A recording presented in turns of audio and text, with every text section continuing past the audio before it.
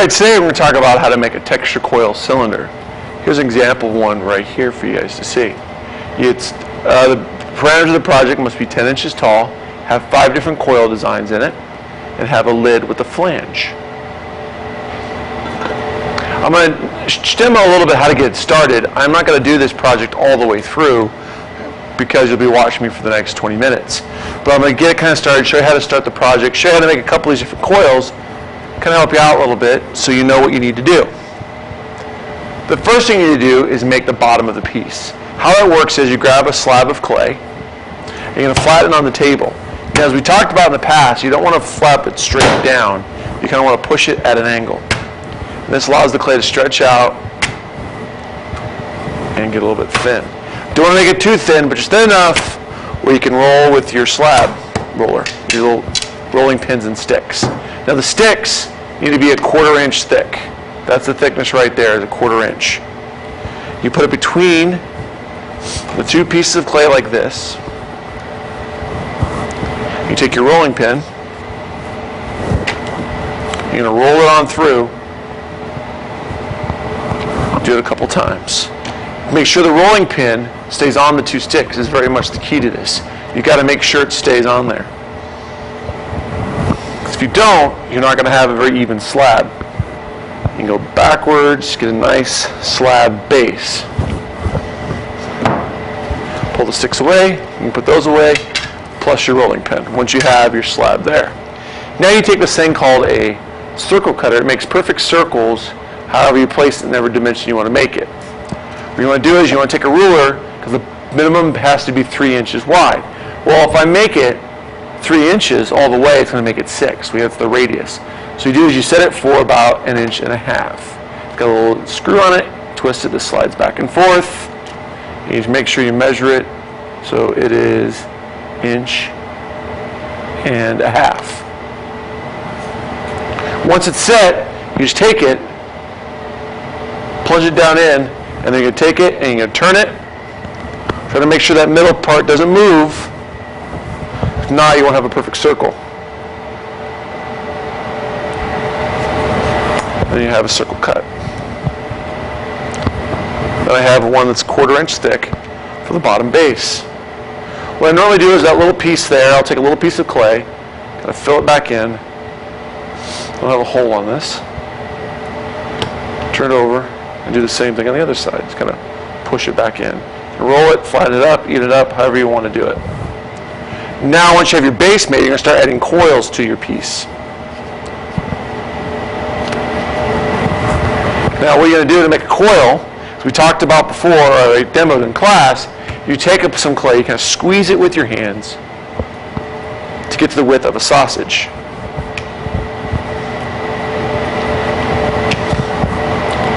So you get the desired thickness you want your coil to be. Now, if I just took this and stuck it on there, it'd be rough, my fingerprints all over it, would not look round at all. So you have to do is you have to roll it on the table. The key problem people struggle with when doing this is you must roll from the tip of your finger to the bottom of the palm of your hand. If you go from the tip of the finger to the first knuckle or second knuckle, you're going to have to flatten out your clay, which is not going to make it work. So you're going to make sure you roll from tip of the finger all the way to the base of the palm. So I roll the clay. The pressure of rolling it is what stretches the clay out, not the pressure of me putting my hand down on the table. What happens is if you get a piece that becomes flat like this, and it's very flat, it's not round, you have to put it up on its top like this. Take it, tap it down, and we're going to roll again. Remember, it's the whole complete motion. Get your piece the size you want it to be.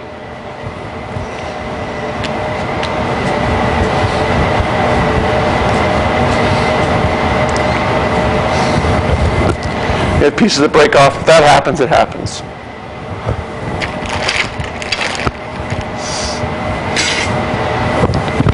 You want to make the coils are about the thickness of a pencil is what you want, or the thickness of a pin. It can be a little bit thicker, that is fine. But to make sure they're about the thickness of a pencil. You can see I already have a bunch of coils already here pre-made for me to use. The rest of it, we'll wait for another time. It's all we need to do to get kind of started. you have your base. The first thing you're going to do is you're going to add different kind of textures and patterns, as you can see here from my example. You can twist them together if you like. You can press into them if you like. You can make little patterns like this, spirals. It's all up to you. Remember, though, also the top part of the lid here must be something unique. It can't just be a little ball stuck up there. It must make something unique with the handle. First thing I'm going to show you is how to make a little accordion style pattern. What I do is I take the coil, and I'm going to press it like this. I'm going to pinch it together, try to keep it as even as I possibly can. Then what you do is I take a little wooden stick here and I'm going to blend the inside together first before I do anything else to it. Once I've got that done, I take it, flatten it out on the base, and then I look where it's going to fit right there on my texture coil cylinder. Now, if I just did this, I'd be done with it. It would not work. You got to make sure. I'm only going to build, by the way, one side of it, so you can turn it around. You can see how I'm blending it down. But right here, it'll stick for now because both clays are wet, but eventually it will dry. And with this kind of technique we're doing, where it can be very flimsy, you want to make sure you score and slip. So I take my tool, I score the bottom. I'm also going to score where I'm going to attach it.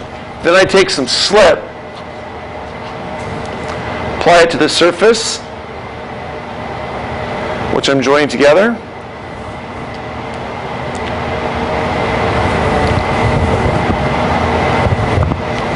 And then I'm going to place them on there. I push, wiggle down, push down. Now, the reason why I didn't put it all the way around is I want to show you the back side of this.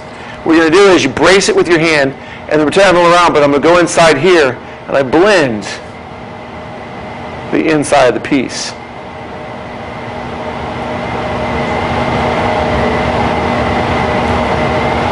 So it's all nice and well blended together. And you have a piece that goes all the way around, looks like this. If you want to, you can grab, I have some spinning wheels in the back corner you can build these on as well. I'm just demoing right here on the table because it's a little bit easier for me right now with this one piece. Now I have that one there. What I usually recommend when you do these kind of different spiral effects, I recommend taking a plain coil, adding onto it. Helps kind of make sure it doesn't go off. And I kind of, again, once I have that coil on there, I'm going to score. I can score and slip it on. Or if it's just a plain coil, I can take it and just blend it down. Always blend down into the piece. This just helps a little bit with structure, durability. You don't have to do it that way, but your piece is less likely to fall apart or have any issues with it if you build a little coil layer at a time over each one you make. Just helps a little bit. Also gets your piece a little bit taller quicker. So now I have this little accordion one there. The next one I'm going to show you is a spiral one. This way I want to make sure the clay is a little bit thinner so you can spiral it. Now how you spiral this is you take it and I begin to spin it in the middle and kind of just let it spiral all around so I get the desired shape I want or the size I want. I get a couple out of this coil. Try to make sure they're about the same size. If I take them, line them up with each other roughly, that is okay. Here, I'll make one more so you can kind of see.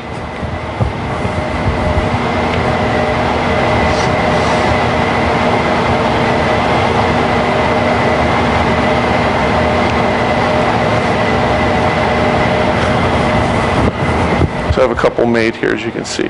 Now again, like we did previously, I'm going to blend the inside together first so I have the texture on the outside.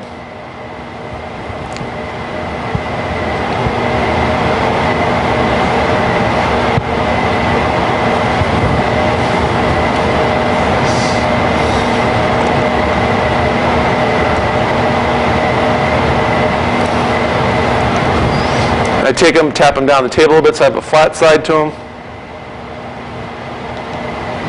Now I'm ready to join the pieces on. Again, I'm only building half of it so you kind of see what I'm doing on the inside. So I just kind of place them first, make sure they kind of line up together.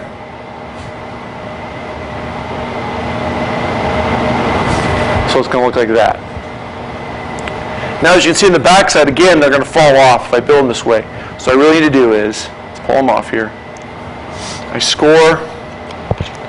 I score both surfaces. Add some slip. Press down. Score. Add slip. Press down. Score. Add slip.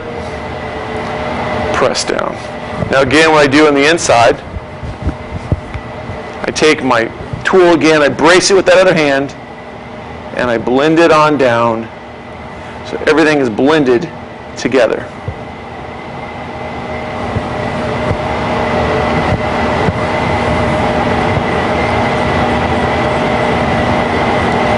Make sure it's braced up there, and then I occasionally check with the ruler to make sure the piece is somewhat straight. If I have to, kind of push something out a little bit, go around, make sure it's somewhat straight.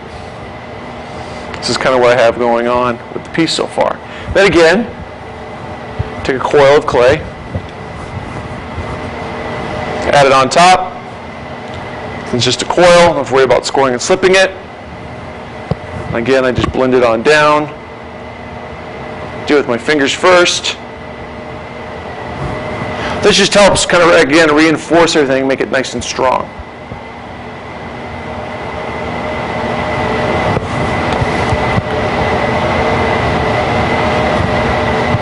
That's what it looks like so far. All right, I'm going to show you one more design. It's really easy to do. And then you can probably figure out many more than I'm showing you now. I know you're all very creative. All you're going to do is you're going to take two coils. Make sure they're about the same size.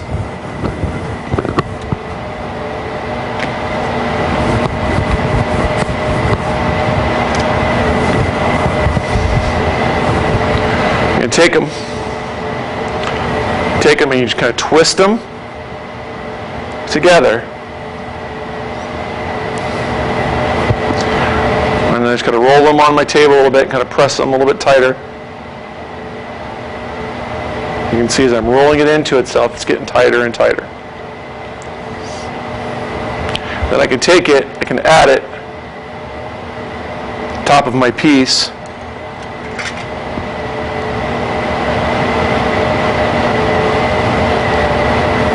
Cut it off because I'm only going so far around. Then again, what I do, gives a little more of a design pattern there. I can take it, I can score it. Score the area which I'm going to join it to. Add some slip.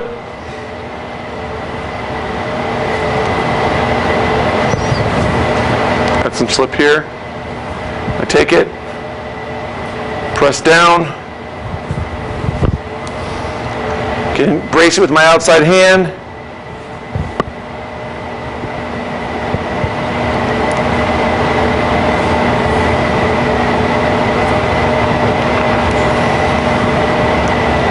Make sure it's all really well blended together. Again, I go around with my ruler, I can check to make sure it's nice and straight, and I'm good to go. This gives you a rough idea, building up on the outside, kind of what the texture looks like, but also shows on the inside how it's supposed to be nice and smooth. When you're finished and done building, you're going to make sure it's 10 inches tall. You should have a finished piece. Looks like this. We're going to use shoe polish on it as one way of decorating it. Might use some other ways, but shoe polish is one way to get this color here. And you're going to make sure, I'll show you how to make the lid, the flange on it. It's really easy, just a coil of clay. Make sure you measure it. If you want to, you can use a circle cutter again. Double check your size here. You can do this way, you can make a pinch bowl. Totally up to you how to finish off the top. Good luck.